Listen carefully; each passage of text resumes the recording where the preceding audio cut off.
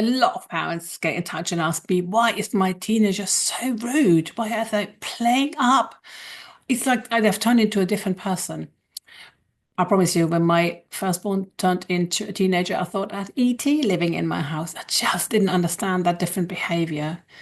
What I do understand now is that our children do not purposely behave rudely or challengingly to upset us or anything like that. The teenage brain is changing so rapidly, and the changes happening in the teenage brain, which are really, really important, are making them change their behavior. And one of these things is the brain wants your teen to move away from you because, for evolutionary reasons, if they stay at home, they might stay at home till they're 50 and they will never have their own children. But for the tribe to survive, and our primitive brain is very still living in caveman times, it needs for your child to gradually find its tribe and move away. Now, it's quite hard to move away from someone you love so much. Yeah, and remember when they were little and they come running for everything and then love you so much and cuddle you so much. And while we miss all that, it's important to understand the reason your child suddenly finds you so embarrassing and so annoying is because the brain wants them to feel that way so they can move away from you. It's impossible to move away from someone who you love so much. So for a few years now, when your child is going into teenage years, you will find that your child will find you quite annoying, and the eye roll, the embarrassment.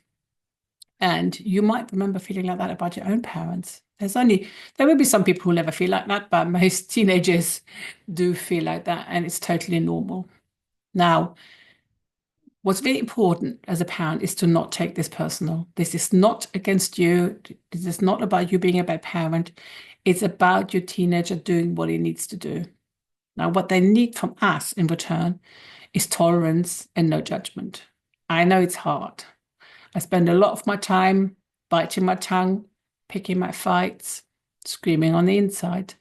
But it has totally changed my relationship because I could have easily had a relationship where I had a shout out every day, all day long.